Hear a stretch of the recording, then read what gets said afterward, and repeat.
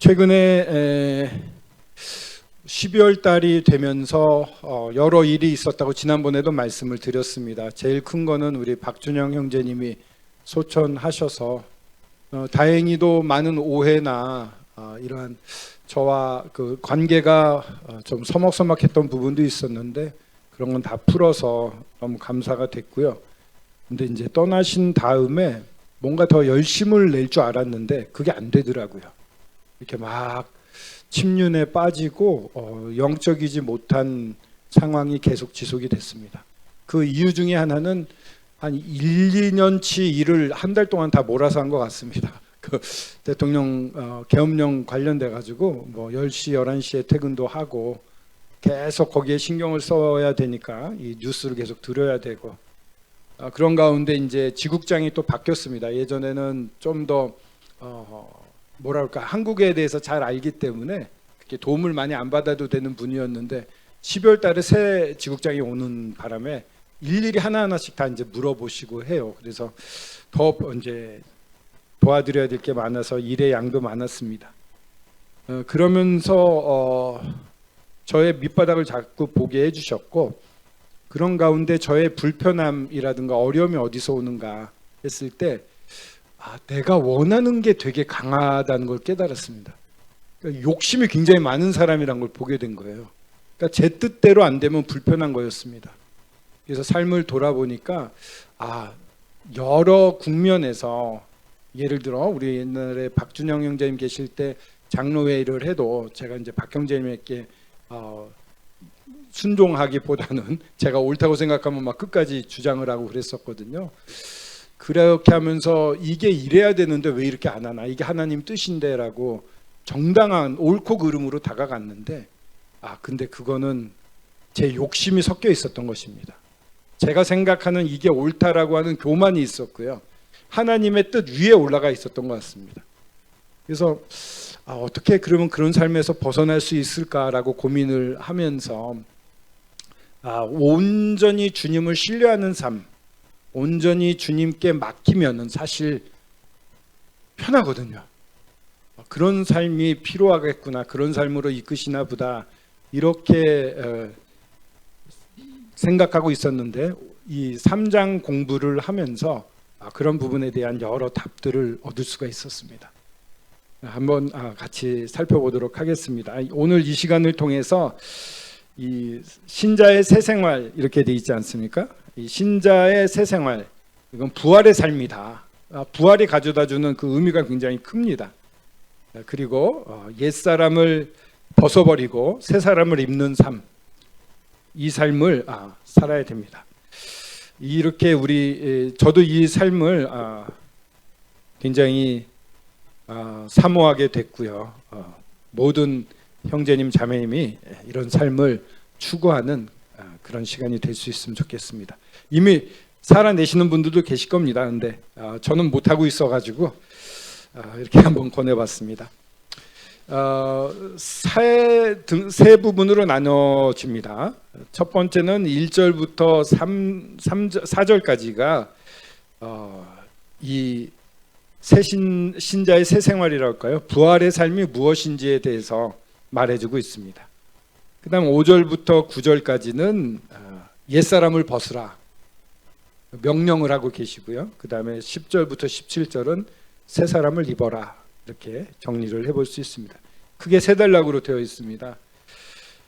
1절부터 4절까지를 한 번에 쭉 읽어보도록 하겠습니다. 요게 좀 읽기가 어려울지 몰라요, 이 종이가. 왜냐하면은 색깔도 들어가 있고 가운데 막 이게 있어서. 근데 성경을 통해서 읽어보시면 더 싹 들어올 수가 있습니다. 가장 많이 나온, 혹시 20번 읽어보신, 30번, 10번 읽어보신 분 계세요? 가장 많이 나온 단어는 무엇이었을까요? 그리스도입니다. 그리스도라고만 생각했는데요, 하나님도 많이 나옵니다. 그리스도가 아마 한 6, 7번 나오면 하나님이 한 5번 이상 나온 것 같아요. 제가 아까 셌는데 잊어버렸네요. 근데 하나님도 많이 나옵니다. 그리고 주 예수님이라는 표현도 나오고요. 우리 그리스도를 중심적으로 여기서는 높이고 있는, 그리스도가 모든 답이 여기 있다, 그분은 그리스도다, 이렇게 말하고 있는 것 같습니다. 1절부터 4절을 한번 읽어보겠습니다. 1절부터 4절 제가 읽겠습니다. 그러므로 너희가 그리스도와 함께 다시 살리심을 받았으면 위의 것을 찾으라. 거기는 그리스도께서 하나님 우편에 앉아 계시느니라. 교독을 할까요? 2절 읽어주십시오. 시작. 위의 것을 생각하고 땅의 것을 생각하지 말라. 이는 너희가 죽었고 너희 생명이 그리스도와 함께 하나님 안에 감추어졌음이라. 우리 생명이신 그리스도께서 나타나실 그때에 너희도 그와 함께 영광 중에 나타나리라. 굉장히 단순해 보일 수 있지만 엄청 깊은 내용입니다. 이 말씀은요.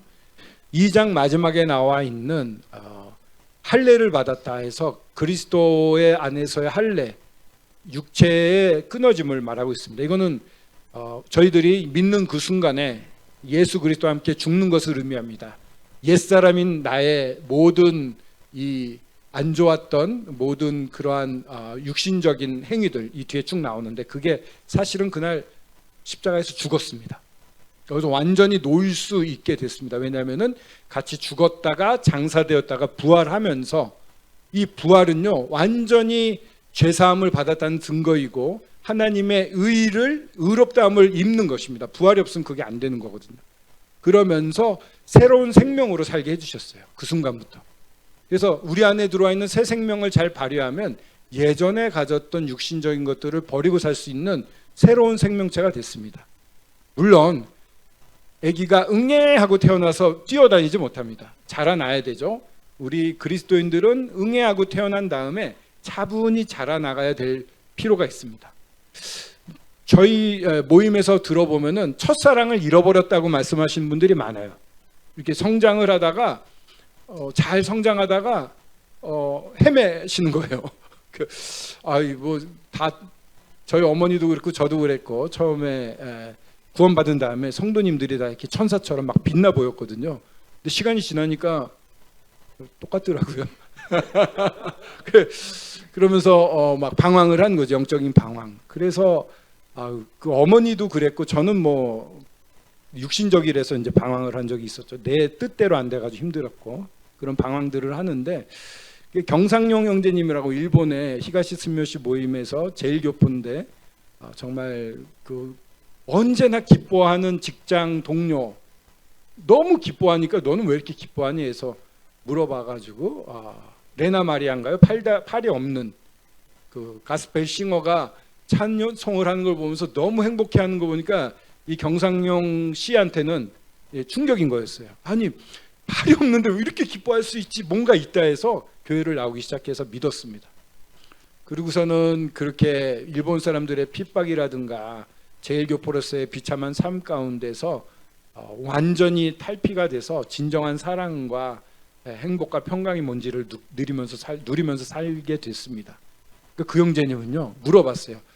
경형제님도 첫사랑을 잃어버린 적 있죠? 그랬더니 그게 뭐냐고.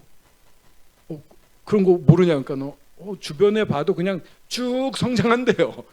그 얘기 듣고 너무 좀 충격적이었어요. 그리스도인들은 다 한번 첫사랑을 잃어버리는 경험을 하나 했는데 그 친구는 계속 그 좋은 관계 가운데 성장을 한 것 같습니다. 그러니까 왜 그럴까 했는데 조금 뭐 문화적인 부분도 좀 다릅니다. 일본이 그런 어떤 화합 이런 걸 중시하고요. 튀는 거 싫어하고 하나 되는 것을 원래 좋아합니다. 그 사람들이. 그러니까 교회의 진리랑 좀 비슷한 문화적인 습관이 있고요.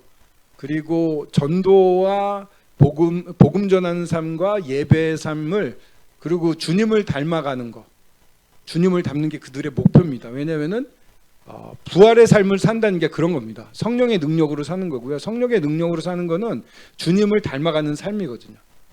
그런 삶이 유지가 돼요. 그러니까 제일 중요한 거는 복음 전도가 뭐 예전에 갈 때나 지금이나 똑같은 열기를 가지고 똑같이 하고 있습니다. 그러니까 복음 전도가 굉장히 중요한 삶의 한 기둥으로 자리 잡혀 있어요. 너무 당연한 걸로 생각을 하죠. 그래서 그런지 그 형제는 이제 지금은 다른 모임에서 이렇게 뭐 제일교포 이런 거 상관없이 다른 모임에서 특별 복음 강사로 초청을 받는 그런 형제님이 됐어요. 그 지금도 아르바이트 비슷한 거 합니다. 정규직은 안 갖고, 왜냐하면 시간을 많이 내서 복음을 전하고 싶은 마음이 있어서. 근데 그렇게 살아도 행복합니다.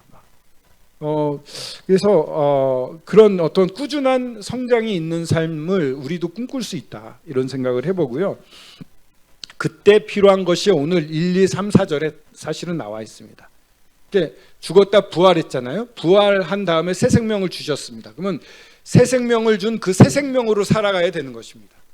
새 생명으로 살아가는 것, 이게 부활의 삶이고, 새 생명으로 살아간다는 것은 이제 온전히 주님을 바라보고 주님의 뜻을 순종하기 때문에 성령 충만한 삶이 되는 겁니다. 그러니까 성령 충만한 삶은 어떤 삶이냐면은 근원이나 모든 것의 시작점이 주님께 가 있는 삶입니다. 그래서 보시면은 그러므로 너희가 그리스도와 함께 살리심을 받았으면, 우리 살리심 받았습니다. 부활했습니다. 새 생명으로 삽니다. 위의 것을 찾으라고 합니다. 근데 이거 너무 당연한 거예요. 구원받은 다음에 다 기억해 보시면은요, 복음 막 전하고 싶고 하나님 얘기하면 너무 기쁘고 서로 성도들 모이면은 시간 가는 줄 몰랐잖아요. 이게 위에 있는 것을 찾는 사람들의 모임이었기 때문에 그런 겁니다. 그래서 이게 그냥 살리심을 받았으면 위의 것을 찾으라가 의무가 아닌 거예요. 너무 사랑을 받기 때문에 이 사랑에 대한, 여러분들 사랑을 받으면 어떻게 됩니까? 감동이 오잖아요. 마음이 녹아지고 뜨거워집니다. 뜨거워지고 그 사람을 위해서 뭔가 해주고 싶어집니다. 이런 상태로서 위의 것을 찾게 되는 겁니다. 이렇게 건조하게 써놓으니까 뭐 의무적으로 받을 텐데, 만약에 우리가 주님의 사랑을 충분히 누리지 못하고 있다면 의무적으로 느낄 수 있습니다. 근데 정말 주님의 사랑이 녹아 있을 때는 그냥 주님 위해서 뭐 하고 싶어요? 주님 원하시는 게 뭐예요? 라는 그런 상태가 될 겁니다. 그래서 위의 것을 찾는데 거기에는 그리스도께서 하나님 우편에 앉아 계시느니라. 앉아 계신다고 하는 것은 일을 완료하셨고 승리하셨고 하셔야 될 일들을 다 마쳤다는 의미죠. 그러니까 승리하셨죠. 부활하셨죠. 죽음과 사망과 죄를 다 깨시고 원수들에게 이기셨고, 그래서 하늘에 올라가셔가지고 이제 쉬고 계시는 것입니다. 근데 쉬진 않죠. 스테반이 순교당할 때 일어서가지고 간구하시는 그런 모습을 보죠. 저희들을 위해서 하늘에서 아버지 하나님께 중보하는 역할을 계속 하십니다. 그러니까 저희들이 기도할 때, 주님의 이름으로 할 때 주님이 듣고 합당하면은 문제가 이렇게 기도했어요 아버지, 이렇게 얘기를 도와주신다니까요. 대언자요, 변호사가 되시는 분입니다. 문제가 실수했지만은 저 괴로워하고 있어요 아버지, 어떡해요, 이렇게 도와주시는 분입니다. 제가 보십시오, 이 손자국 보이시면서 내 피로 산 사람이에요. 아버지가 나도 안다, 나도 알아, 이러시겠죠. 뭐 이런 걸 상상해 보게 되는데 하나님 우편에 앉아 계십니다. 그래서 이렇게 다시 살리신 것은 부활의 삶이 되는 거고요. 감동과 감사로서 주바라기, 주만 바라보는 사람이 되는 겁니다. 그러니까 주님만 바라보면요 닮습니다. 애들이 부모님 닮아요. 허니 보면은요 어떨 때 제 안 좋은 모습까지 닮아가지고 짜증 날 때가 있습니다. 너무 닮습니다. 이렇게. 다행히도 저뿐만 아니라 나윤신의 DNA가 좀 들어가서 좀 더 괜찮은 것 같습니다. 근데 여하튼 굉장히 닮는데요. 왜냐하면 사랑 가운데 있기 때문에 닮는 것입니다. 그러니까 저희들이 주님과의 사랑 관계가 좋다고 하면은 당연히 의식하지 않아도 주님을 닮아가고 있습니다. 그래서 여기 십자가의 부활, 여기서는 이제 두 가지, 십자가와 부활을 생각해 봐야 돼요. 저희들이 주로 예배를 드리거나 복음을 전할 때 십자가를 많이 합니다. 우리 죄를 사해 주셨다. 어제 어떤 모임에 갔을 때 한 형제님이 부활과 그 능력으로 살아가는 것에 대해서 교제해 주신 걸 들었는데, 이런 예화를 들었습니다. 성막에 보면은 그 성막을 튼튼히 흔들리지 않게 지탱하기 위해서 말뚝을 박는답니다. 노쇠를 만든 말뚝이래요. 그걸 깊게 박으면 밑에가 쑥 들어가고 위에는 조금만 나온대요. 그러면 그 조금 나온 것에 든든하게 성막을 묶는답니다. 그게 이제 바로 밑에 박힌 거는 십자가고 위에 튀어나와 있는 것은 부활이라는 것입니다. 그러니까 십자가와 부활이 있을 때 완전한 복음이 되는 거죠. 그리고 우리의 삶은 그 튀어나와 있는 부활에 묻고 산다는 것입니다. 그래서 이 부활의 능력, 성령의 능력으로 사는 삶이 그리스도인의 삶. 그럴 때 성막이 어떠한 바람이 불어도 흔들리지 않는 것처럼 단단한 삶을 살 수 있다고 말씀을 하는 겁니다. 그러니까 부활에 대해서 저희들이 초점을 맞춰서 생각을 해볼 필요가 있습니다. 그래서 로마서 4장 25절에는 이제 이 두 가지 십자가와 부활에 대한 얘기가 나와 있고요. 로마서 8장 29절 30절도 지금 시간이 그래서 좀 한번 찾아볼까요? 예, 29장 로마서 4장 25절 한번 보시겠습니다. 이렇게 되어 있습니다. 예수는 우리가 범죄한 것 때문에 내어줌이 되고 우리 죄 문제 때문에 내어줌이 되어서 십자가에 달려 죽으신 겁니다. 또한 우리를 의롭다 하시기 위하여 살아나셨느니라. 부활하심으로 말미암아 저희들이 온전히 의롭다함을 입을 수가 있었습니다. 그래서 부활하신 이렇게 두 가지로 이 복음이 이루어져 있다 이렇게 볼 수가 있고요. 로마서 8장 29절을 한번 보시겠습니다. 8장 30절부터 먼저 보시면은요. 8장 30절에 또 미리 정하신 그들을 또한 부르시고 주님이 저희들을 부르셨습니다. 그래서 십자가에서 구원받게 하시고요. 또한 의롭다 하시고, 의롭다 하신 거는 죽었다가 부활하심으로 저희를 의롭다 하시고요. 이제 의롭다 하신 그들을 또한 영화롭게 하셨느니라. 영화롭게 하시는 것은 예수 그리스도가 다시 오실 때 저희들이 휴거가 돼서 하늘에서 주님과 같은 영광의 모습으로 변화되는 그 영광을 의미합니다. 주님의 완전체, 이것이 이제 저희들에게 정해진 모습인데, 요게 이제 아까 그 십자가와 이 부활과 앞으로의 우리의 휴거시의 영화, 이 부분을 이렇게 잘 나타내고 있는데 29절을 보시면은요, 왜 이렇게 미리 하신 자들 또한 그 아들의 형상을 본받게 하기 위하여 미리 정하셨으니 이렇게 되어 있습니다. 주님이 우리들을 이렇게 저희들을 선택하시고 부르신 거에 저희들이 응답을 해야 되겠죠. 응답을 하지 않으면 안 되죠. 저희들이 응답하기 때문에 구원을 받을 수 있는데, 부르시고 그리고 의롭게 되고 또 영광스러운 주님의 모습으로 변화되게끔 하신 이유가 뭐냐면은 그 아들의 형상을 본받게 하기 위하여라고 되어 있습니다. 그러니까 주님이 원하시는 건요, 저희가 주님을 닮기를 원하시는 거예요. 가장 사랑하고 완벽한 하나님에 대한 순종도 하시고요, 거룩한 삶도 사시고 진정한 사랑을 보여주시고 이 땅에서 사람으로서 그 일들을 해내신 우리 주님이 부활하실 때 우리도 같이 부활해서 주님의 생명을 얻었습니다. 그래서 주님이 사신 것을 사실 우리가 살 수 있다는 거예요. 당장은 어렵지만 여러 환난 가운데 훈련을 받아가면서 장성한 분량에까지 자란다고 하잖아요. 예수님과 거의 같은 수준까지 된다는 거예요. 그게 주님 아버지 하나님이 저희를 부르신 이유 중에 하나인 겁니다. 교회가 있는 이유가 거기 있습니다. 너무 저는 이게 좋아요. 왜냐하면은 뭐 자신은 없어요. 근데 시도는, 제가 별명이 베드로 아닙니까? 베드로는 나와라 이러면 일단 발부터 딛고 가다가 으악 살려주세요 하고 물에 빠지는데, 일단은 한 발 내디딜 수가 있어요. 이걸 다 마련해 놓으셨다고요. 주님 닮아간다는 건 너무 멋있지 않습니까? 주님 닮아가면 잘난 척 하시는 게 아니라 겸손하고요, 진짜 사랑하고 온전한 희생을 하시는 거예요. 저희들 마음속 깊은 곳에 이런 거 하고 싶어 해요. 사실 사람은 그런 영화 보면 눈물이 뚝뚝 나잖아요. 희생하는 영화 보면은, 전 영화관에 가면 너무 눈물이 나요. 나윤 씨는 저보고 놀리고 저는 울고 그런 거 매번 하는데 정말 그렇습니다. 이런 주님이 하셨던 모든 것을 맛볼 수 있게 해주셨어요. 그러기 위해서 부활 생명을 주셨고요, 성령으로 살게 하시는 겁니다. 주님이 그렇게 사셨거든요. 자기를 위해서는 능력을 쓰지 않았어요. 케노시스라고 하잖아요.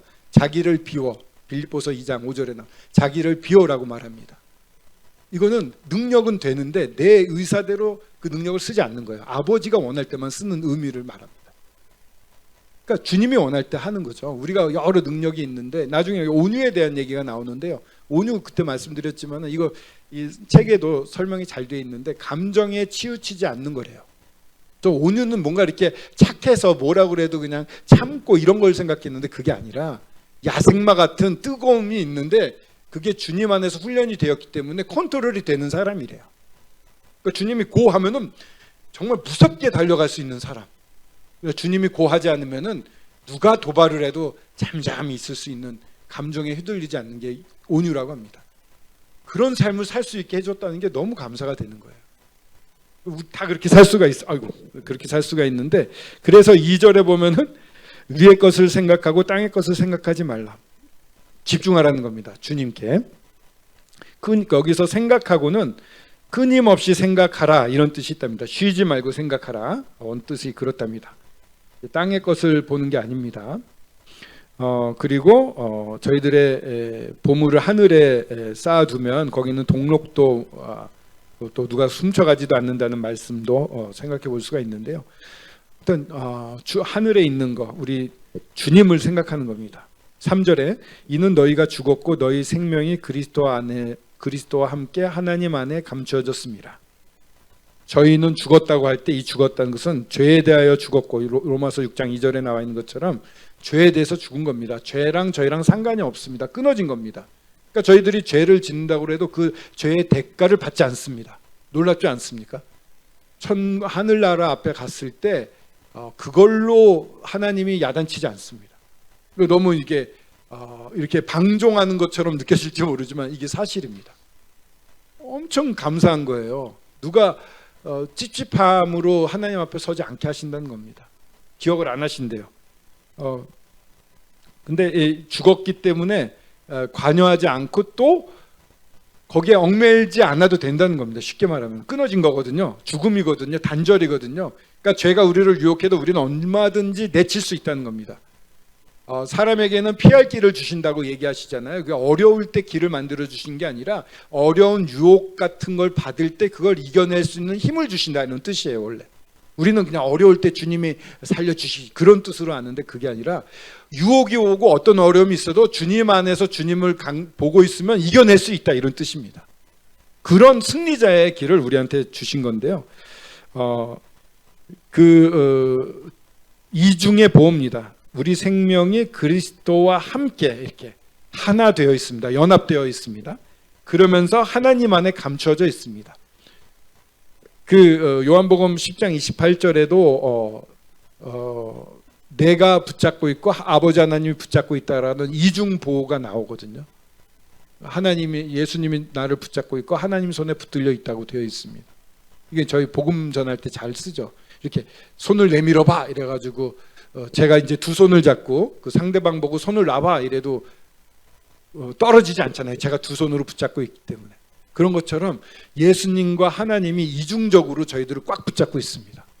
이거보다 안정된 게 어디 있겠습니까? 이 죄가 우리를 건들지 못해요. 그냥 우리 안에서 일어나는 이 욕심 때문에 넘어가는 거지, 하나님이 철저하게 보호해줄 수 있습니다. 자, 그렇게 주님 안에 감추어져 있는 것입니다. 근데 우리 생명이신 그리스도께서 나타나실 그때 너희도 그와 함께 영광 중에 나타나리라. 진정한 생명이 완성되어 있는 모습은 언제냐면 휴거 때에 이루어지는 것입니다. 주님이 오시면 우리가 휴거로 들려서 공중에서 주님을 만날 때 주님과 같은 몸으로 변화돼서 주님을 뵙게 됩니다. 그때 저희의 생명이 저한테 들어오고 새로운 완전체, 주님과 같은 완전체의 모습으로 그 자리에 서게 됩니다.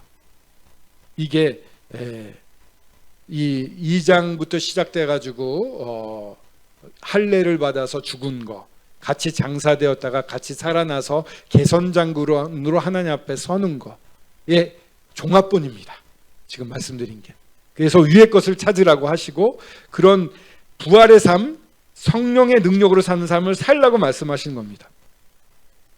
뭔가 이렇게 예전에 이런 예화를 많이 들었습니다.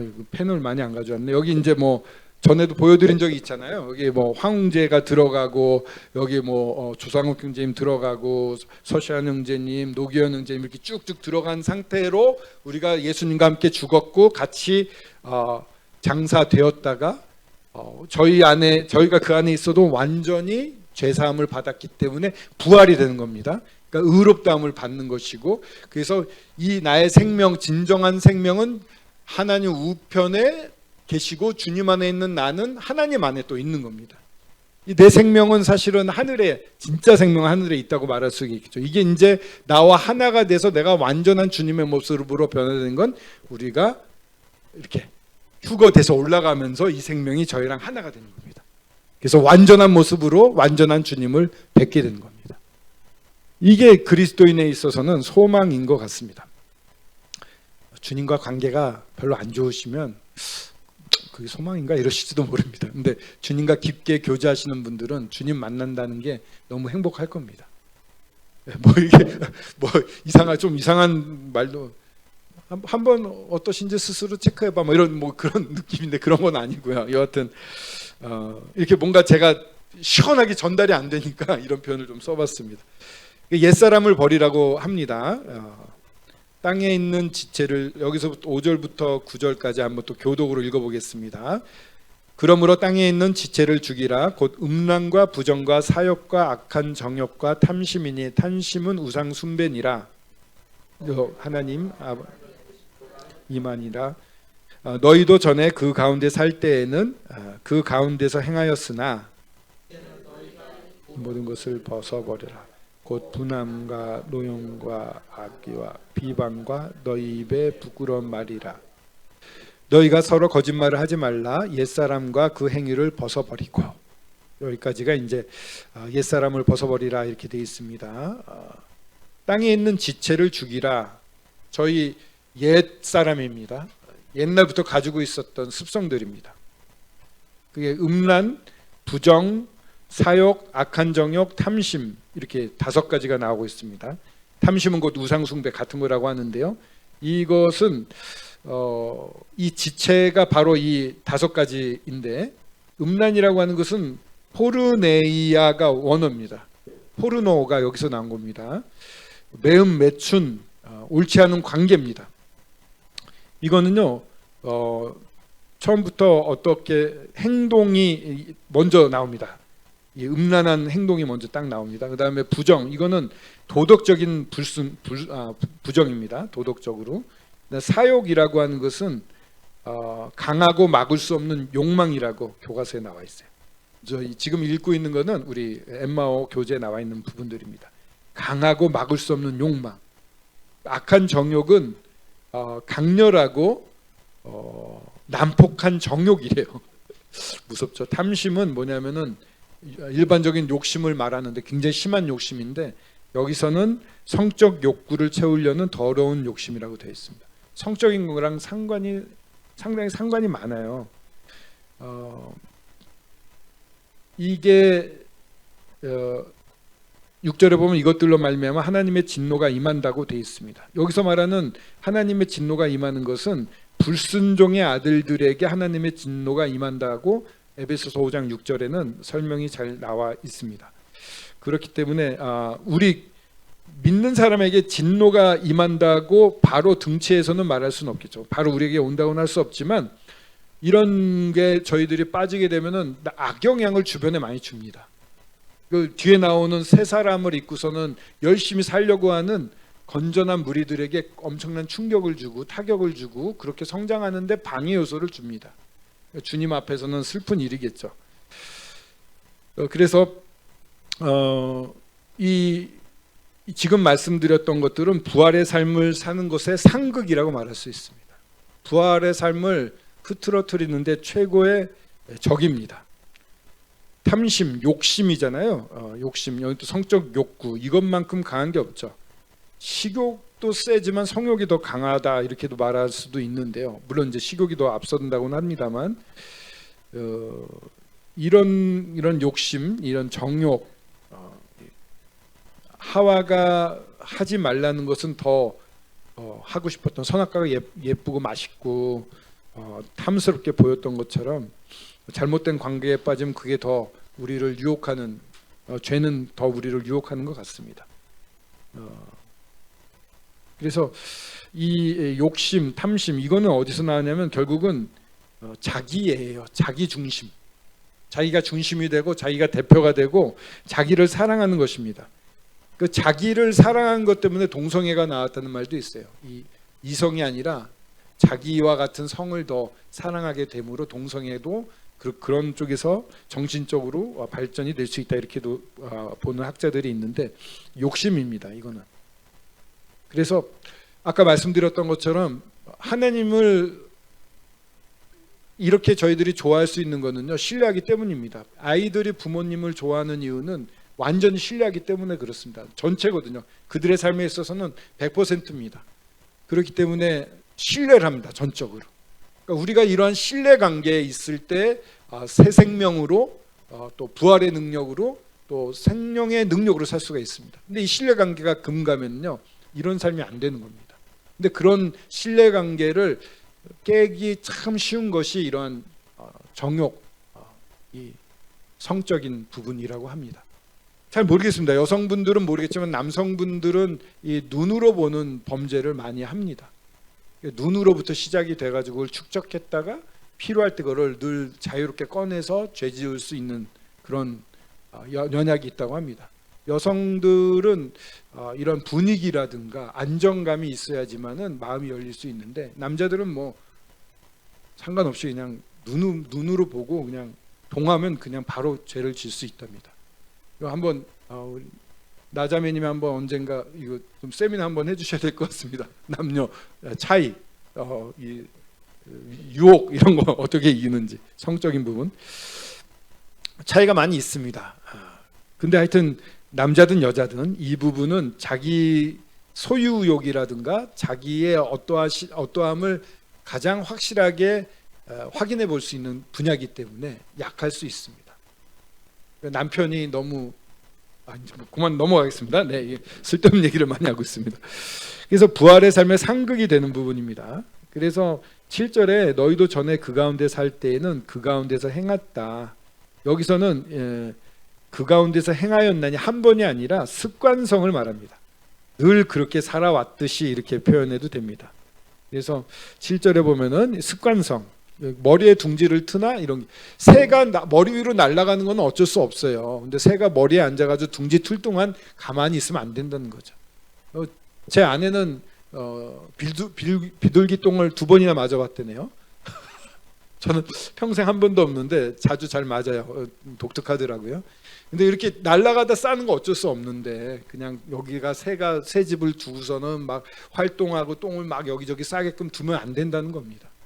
그러니까 한 번의 실수는 있지만 이거 습관적으로 하는 거는 문제가 있는 거죠.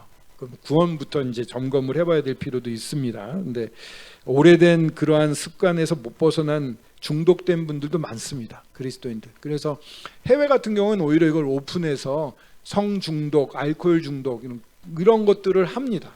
믿는 사람들 사이에서도. 그래서 서로 이렇게 교제하면서 이게 치유가 되는 게 있는데 우리나라는 아직도 조금 더 도덕률이 센 것 같아요. 겉으로 나타나는 거랑 속이랑 다른 게 많습니다. 아닌 척하는 게 많거든요. 그래서 그걸 또 까놓기가 어려운데 사실은 이런 문제가 있는 분들은 모여서 기도하고 그런 성공 사례를 나누면서 힘을 주면서 이 중독에서 빠져나올 수가 있습니다. 하여튼 뭐 우리나라는 좀 그런 점이 아쉽습니다만 이게 가까운 데서 있을 수 있는데 이런 습관적인 대로 사는 거에서 이제 벗어났다고 우리는 볼 수가 있는데요. 여하튼 그 가운데서 그렇게 습관적으로 살았는데 8절에 강하게 도전을 합니다. 이제는 너희가 이 모든 것을 벗어버리라. 벗어버리는 겁니다. 이거는 낡은 옷 따위를 따로 치워버리다, 벗어버리다는 그런 게 있어요. 그냥 벗고 근처에 있으면 또 입잖아요. 그런 게 아니라 아예 치워서 벗어버려라, 버려버려라 이런 뜻입니다. 또 그 다음에 나오는 분함, 노여움, 악의, 비법, 그리고 너희 입에 부끄러운 말, 이거는 동기부터 얘기를 해줍니다. 이 분함은요, 증오심, 복수심, 고리 깊은 미움 이런 걸 말한다고 합니다. 노여움은 이러한 미움이 과격하게 분출되는 걸 말한다고 합니다. 악이라고 하는 것은요, 어떤 사람의 인격이나 그 사람의 평판에 나쁘게 만들려고 하는 행동. 이거 은근히 있습니다. 그죠?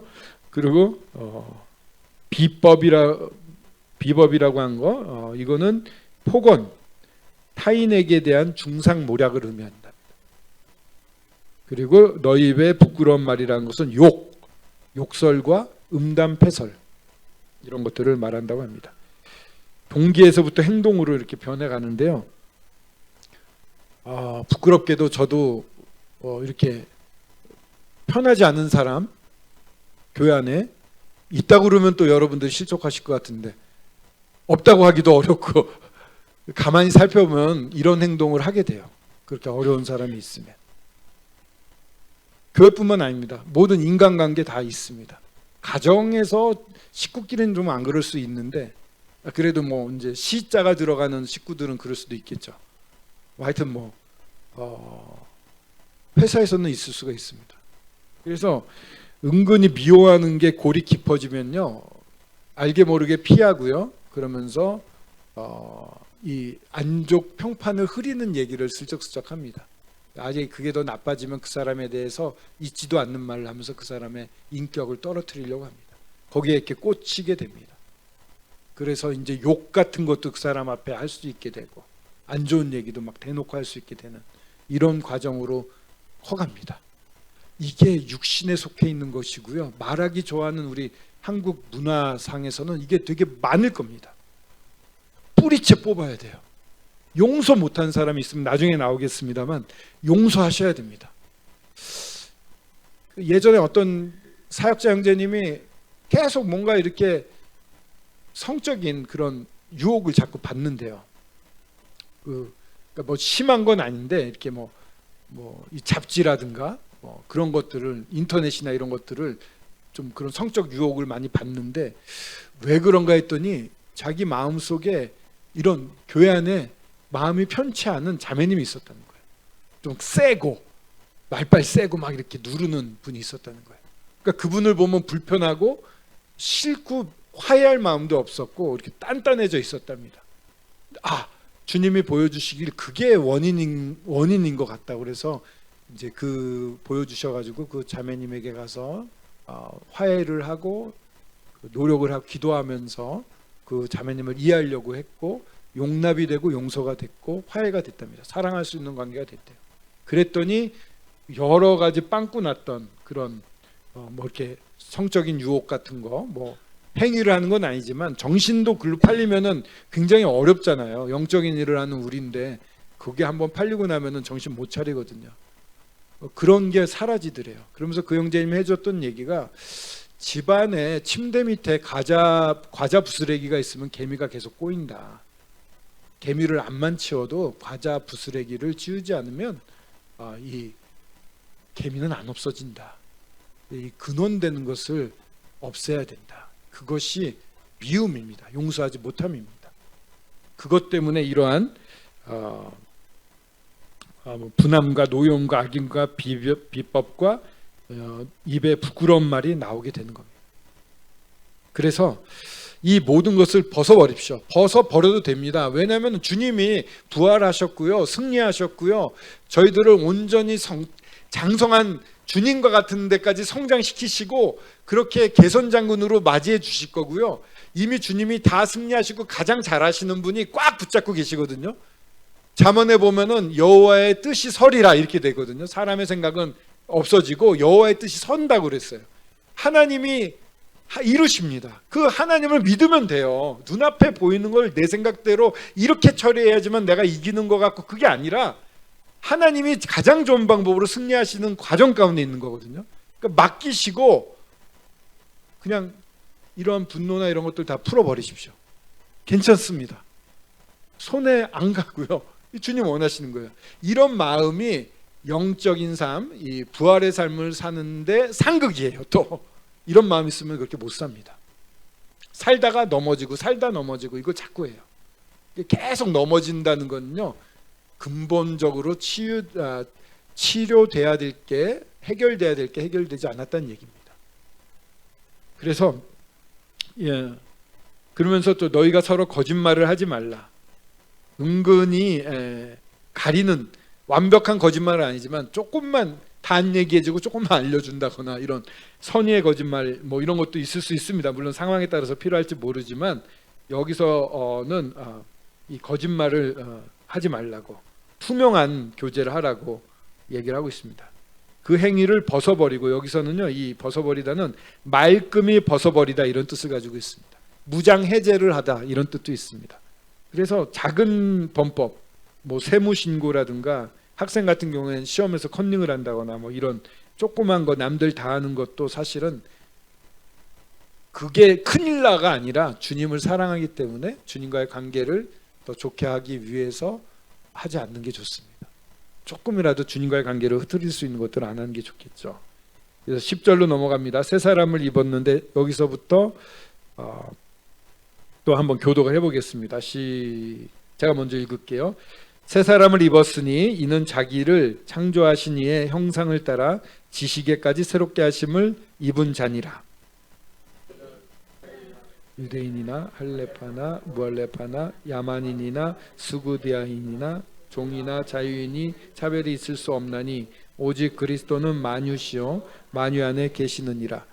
그러므로 너희는 하나님의 택하사 거룩하고 사랑받는 자처럼 긍휼과 자비와 겸손과 온유와 오래 참음으로 옷 입고, 누가 누구에게 불만이 있거든 서로 용납하여 피차 용서하되 주께서 너를 용서하신 것 같이 너희도 그리하고, 이 모든 것 위에 사랑을 더하라. 이는 온전하게 매는 띠니라. 그리스도의 평강이 너희 마음을 주장하게 하라.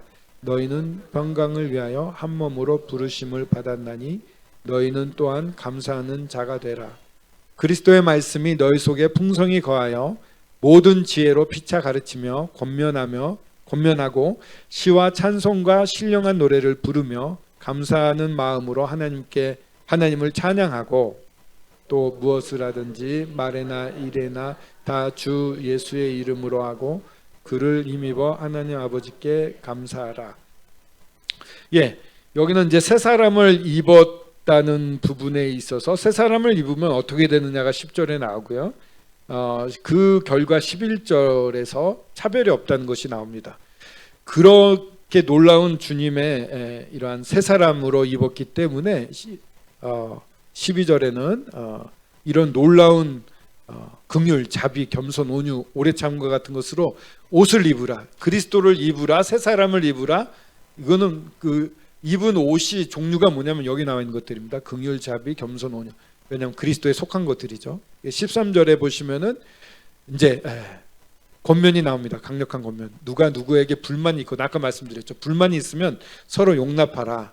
그리고 용서하고 그리고 이 모든 것에 사랑을 더하라고 권합니다. 어렵지만 이건 이따가 또 한번 살펴보고요. 15절에 보면은 15절하고 16절에는 그리스도인으로서 성령의 지배를 받는 삶, 이 부활의 삶을 살기 위한 척도가 여기 나옵니다. 첫 번째는 그리스도의 평강입니다. 뭔가를 기도하고 정할 때 진정한 마음속으로부터 오는 평안이 있는가? 저도 그렇게 평강이 있는지를 기도해 보면 압니다. 이게 내 생각인지 주님으로부터 왔는지, 주님으로부터 온 거면 진정한 평안이 따라옵니다. 16절에는 이제 그리스도의 말씀이 거하고 이렇게 쭉 나가면서 17절에 나온 것처럼 주 예수의 이름으로 해라 이렇게 되어 있습니다. 주 예수의 이름으로 해라. 주님의 이름으로 하라는 겁니다. 이게 뭐냐면요, 주님이시라면 이렇게 하실까? 주님이 원하시는 길인가? 또 주님이 이 땅에 오시면 이 일을 계속 하실까? 이런 주님이라면 어떨까를 가지고 생각해 보는 겁니다. 굉장히 기초적인 것 같잖아요. 우리 예전에 들었던 말씀이지만 이게 정답인 것 같아요. 이걸 과연 주님이 하실까를 생각해 보면 대부분 분간이 됩니다. 주님, 그렇게 해서 이제 평강의 삶을 사는, 이 성령의 능력으로 사는 삶은 이런 것으로 살 수 있다 이렇게 볼 수가 있는데요. 조금만 더 자세히 한번 볼까요? 새 사람을 입었으니 이는 자기를 창조하신 내 형상을 따라, 이 창세기 1장 26, 28절에 보면은 하나님의 형상을 따라 우리를 만드셨다고 되어 있거든요. 이게 하나님은 영이시니까 형체라기보다는 그분이 가지셨던 성품을 닮았다고 볼 수 있습니다. 창조의 능력, 그 사랑하는 거, 희생하는 거, 남 도와주는 거, 좋아하는 거 다 하나님의 성품입니다. 그래서 하나님의 형상대로 만들어 놨는데 이 형상이 한꺼번에 이루어지진 않아요. 점진적으로 완성되어 갑니다. 저희들 가운데. 그러니까 너무 조급하게 하지 않고 난 왜 이렇게 안 변했는데 괜찮습니다. 주님 바라보고 있으면 주님이 합당한 시기에 변화시켜 갑니다. 그리고 새 사람을 입었는데 새롭게 하심을 입는 자다 이랬는데 이건 무슨 뜻이냐면요. 새롭게 되시고요. 계속 새롭게 하신다는 거예요. 우리를. 그러니까 새 노래를 드린다. 새 노래 드리라 이런 얘기 하잖아요. 시편에서. 우리가 드리는 노래는 사실 이 세상에 없는 유일한 노래죠. 왜냐하면은 황웅재라는 존재는 저밖에 없고요. 제가 주님을 경험해서 말한 건 나만 아는 거기 때문에 주님이 들을 땐 새 노래입니다.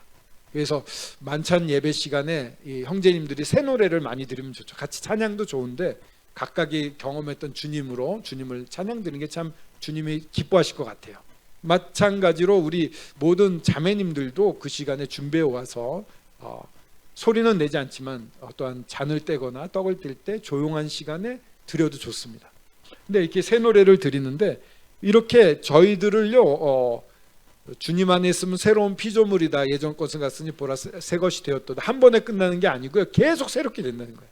주님이 계속 새롭게 만드신다는 거예요. 그러니까 계속 자라나는 거죠. 너무 신나는 것 같습니다. 예. 너무 기쁩니다. 그리고 어디까지냐면은 지식에까지.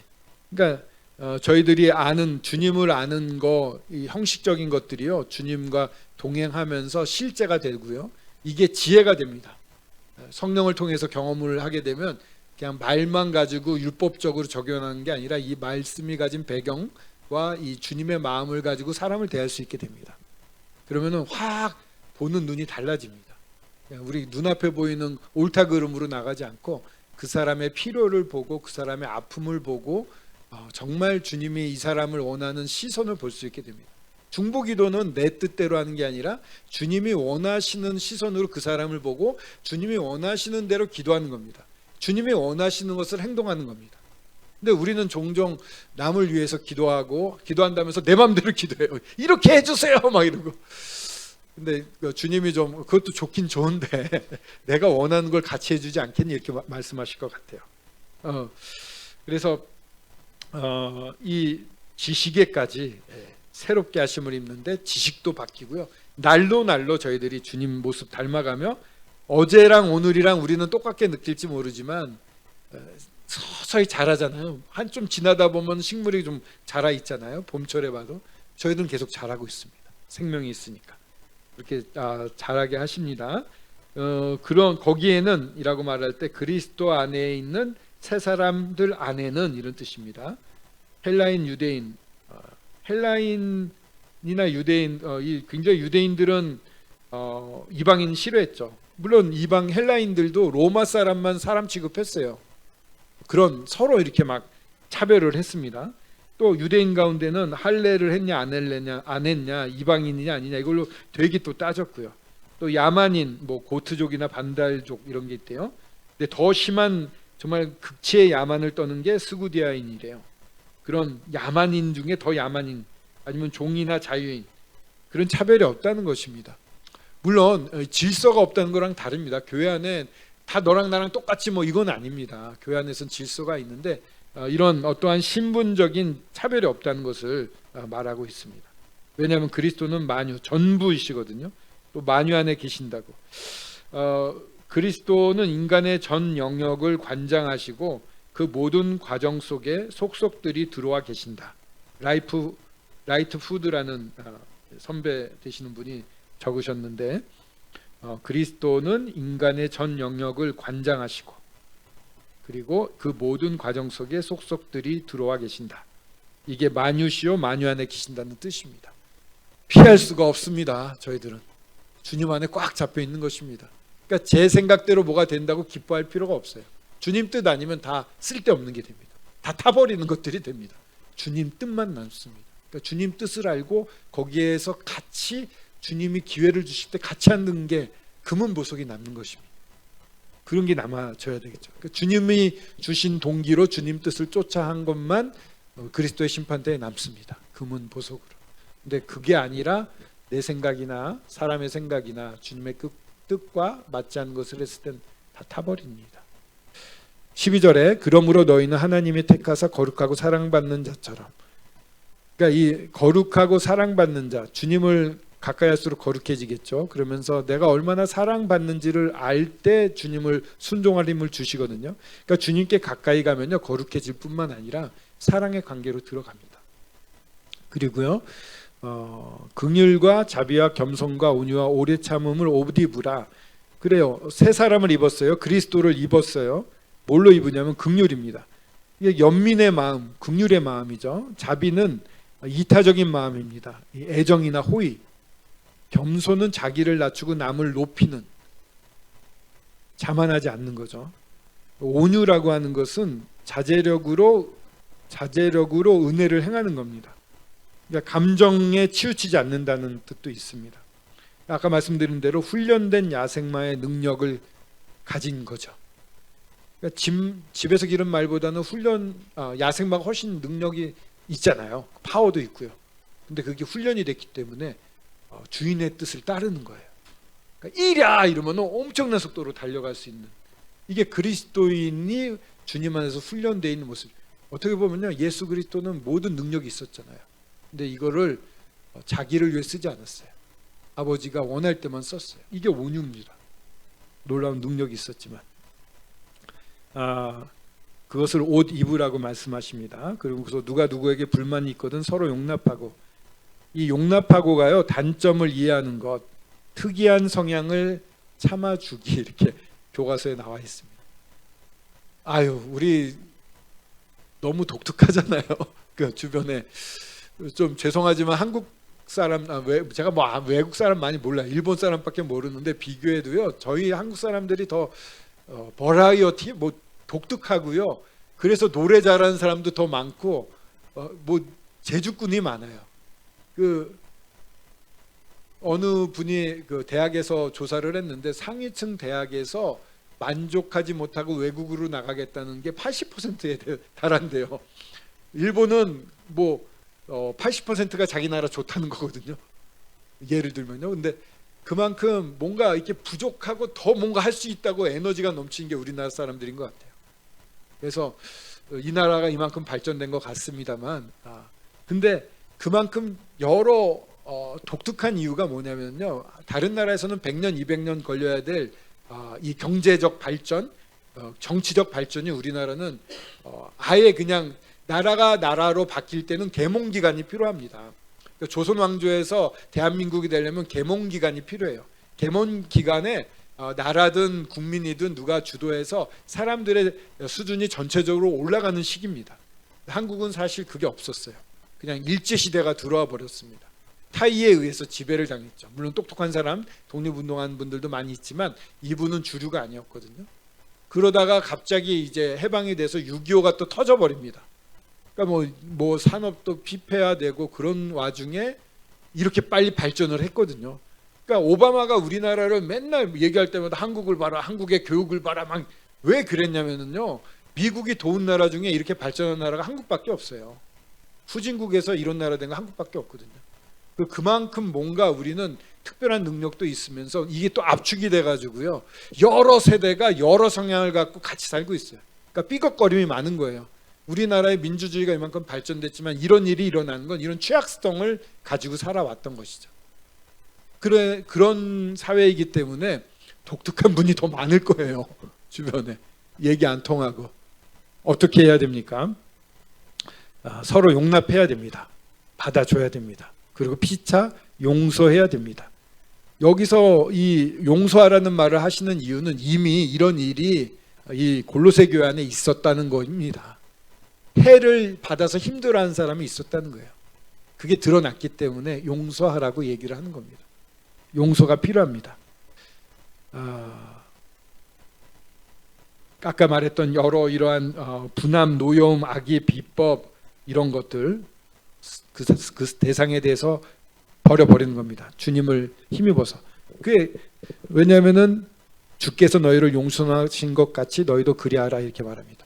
주님의 용서함을 잘 생각해 봐야 됩니다. 제가 옛날에 어떤 사람인지 생각해 보고 거기에 대한 온전하신 용서, 그리고 다시는 너의 죄를 기억지도 않는다고 하시고 자기 생명을 줘서 이 부활 생명을 주셔가지고 성령과 함께 완전한 성장할 수 있는 모든 토대를 만들어 주시고 이 부활의 권능을 이미 주셨다고 에베소서 1장에 말하고 있거든요.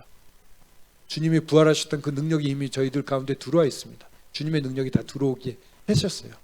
그렇게 그 죽은 개 같던 나를 이런 위치로까지 올려놨거든요. 그러니까 이 분을 이거 너무 이제 논리적으로만 접근을 했는데 우리 주님이 나를 사랑하신 그 사랑 가운데 빠짐으로 말미암아 우리도 할 수 있습니다. 냉철한 이성을 가지고도 용서할 수 있는 근거가 생기고요. 주님의 사랑 뜨거운 마음으로도 용서할 수 있는 그런 마음을 주십니다. 그리고 이 모든 것에 사랑을 더하라고 합니다. 그냥 용서하고 끝낼 수 있어요. 사랑을 더하라는 것은 교제하고 친하게 지내고 관계를 발전시키는 겁니다. 이거 어려워요. 그냥 용서하고 그냥 안 보면 끝이면 편하죠. 근데 그리스도 안에서는 교제하고 관계가 발전돼야 됩니다. 사랑을 더하라. 이거는 옷에 있어서 더 입으라 이런 뜻도 됩니다. 이게 마지막 완성된 복장입니다. 그리스도인의 복장은 사랑으로 벨트를 딱 매는 게 완성된 모습입니다. 이 사랑이 없으면 옷을 대강 입은 겁니다. 그래서 온전하게 매는 띠다. 사랑은 온전한 띠로서 이렇게 묶는 띠로서 완전한 것입니다. 이렇게도 번역할 수 있습니다. 완전해지는 겁니다. 사랑이 있어야지만 됩니다. 15절 보면은 그리스도의 평강이 너의 마음을 주장하게 하라.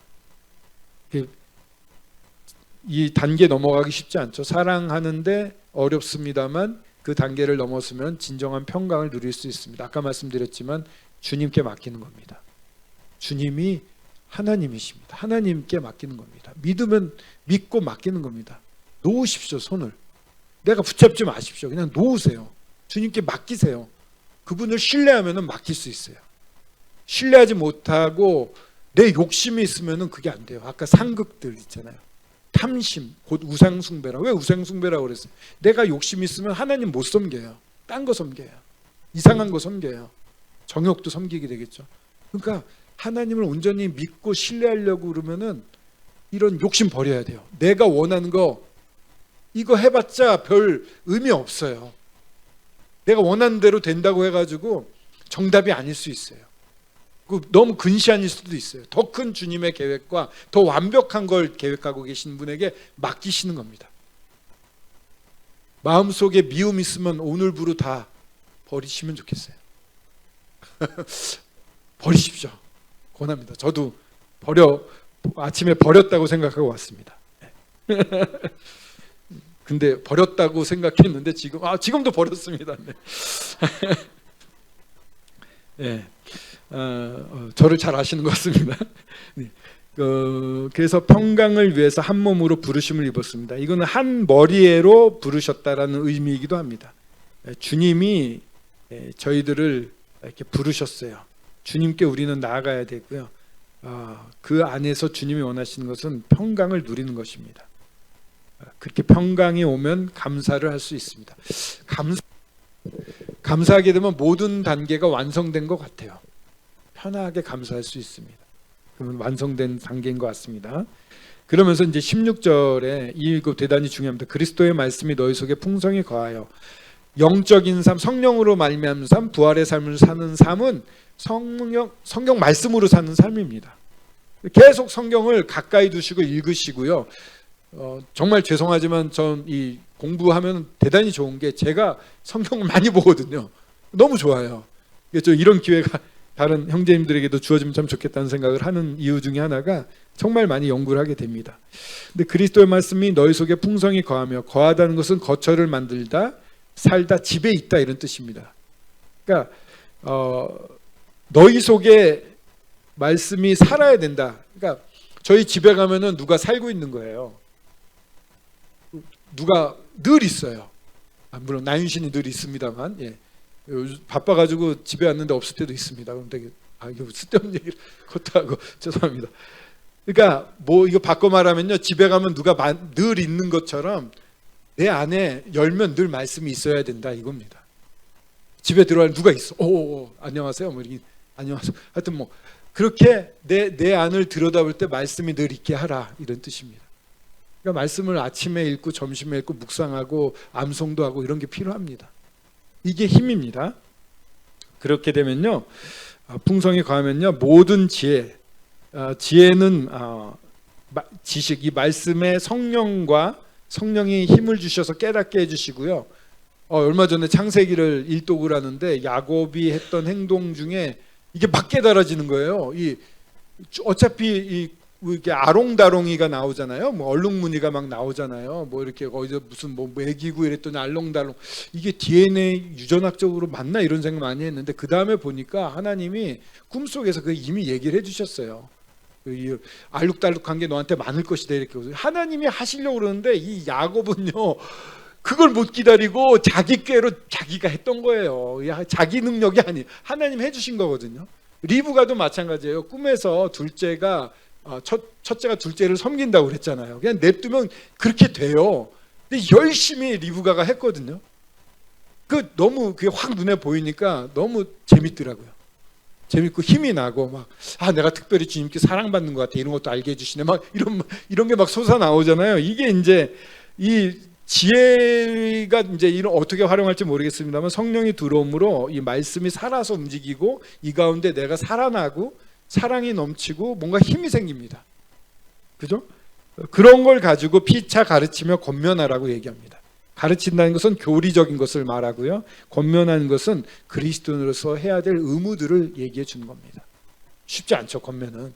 근데 이런 어떤 청년과 만났는데 교제를 하는데 말씀을 묵상하고 좋아했던 말씀을 딱 쓰게 될 때가 있어요. 그 사람한테 딱 꽂힐 때가 있어요. 그러면은 정말 무리도 아니에요. 하나님 말씀이고 제가 그 가운데서 이게 의무적으로 율법적으로 말하는 게 아니라 내가 기뻤던 거를 풀어주니까 그 기쁨이 같이 가잖아요.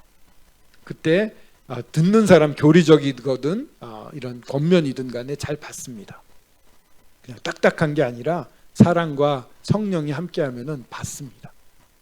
그렇게 권면하고요. 시와 찬송과 신령한 노래, 이거는 어쩌면 한 시를 가지고 다 이렇게 말할 수 있는데, 구약의 시편 아니면 찬송이라고 하는 건 그리스도인들의 찬송, 또 신령한, 이거는 푸뉴마티코스, 이래서 성령이 가득한, 성령의 감동을 받은 이런 뜻으로 될 수가 있습니다. 그러니까 성령에 의해서 찬송을 부르고 또 시편도 낭송을 하고 그런 모습을 그리고 있다고 보여집니다. 그러면서 어떻게 됩니까? 감사한 마음으로 하나님을 찬양합니다. 감사하면 끝이라고 그랬잖아요. 진정 감사가 넘칠 때는 굉장히 안정된 상황에 있는 것입니다. 어떤 것도 할 수 있는 힘이 있죠. 하나님을 찬양합니다. 여기 삼위일체가 나옵니다. 그리스도가 나왔죠. 그 그리스도의 말씀이죠. 그러면서 성령으로 말미암은 찬양을 드리면서 하나님을 높이고 있는, 예배드리고 있는 모습이 나타납니다. 이게 우리 안에서 하나님이 하고 계시는 일입니다. 말씀을 보내주시고 성령으로 주님을 높이게 찬양을 드리게 하시고 그러면서 하나님께 예배드리는 삶, 이게 주님이 만들어주시는 삶입니다. 17절에 또 무엇을 하든지 말에나 일에나 다 주 예수의 이름으로 하고, 흔들리지 않고 길잡이가 되는 겁니다. 주님의 이름으로 이게 과연 기뻐하실까? 주님이라면 하실까? 주님이 지금 오신다면 이 일을 계속 하시려고 하실까? 여러 가지로 평가할 수 있습니다. 그래서 그를 힘입어, 그렇게 할 때 힘이 나겠죠. 하나님 아버지께 또한 감사한 걸로 맺음을 합니다. 그래서요, 부활, 아까 그 막대기, 노쇠 막대기에 밑은 십자가고 위는 부활이라고 그랬습니다. 이 예수 그리스도는 이 두 가지로 완성이 되어 있는 분입니다. 그리스도는. 그래서 우리는 십자가로 죄사함을 받았고 의롭게 하는 그로 말미암아 부활의 생명, 이 세상에 속한 옛날의 생명이 아닌 주님의 생명으로 살게 하셨고요. 그 가운데 성령이 함께 하시면서 능력을 주십니다. 이게 새로운 삶입니다. 새 사람을 입은 삶, 그리스도로 옷 입은 삶입니다. 그 부활의 끈을 묶고 저희들이 사는 겁니다. 그래서 그렇게 될 때 주바라기가 되죠. 주님을 바라보고 주님을 닮아가는 삶을 나도 모르게 살게 됩니다. 그래서요, 올해는요 주님을 닮는 삶이라고 저는 이제 좀 제가 굉장히 교만하고 욕심이 많았던 걸 깨닫고요. 이제 버리려고 회개를 했습니다. 그리고 이제 완전히 낮아져서 그냥 성령이 원하시는 것만 하고 살겠다. 물론 벌써 10일이지만 한번 실패를 했습니다. 열흘도 못 견뎌요. 그 작심삼일보단 길어져가지고 다행인데 시작은 얼마 전에 해가지고 하여튼 우리 사랑하는 형제님 자매님도 올해는요 정말 내 욕심 내 생각이 아니라 성령이 말하는 것만 하고 사는 삶으로 한 발짝 나가실 수 있으면 좋겠습니다. 네, 이상입니다.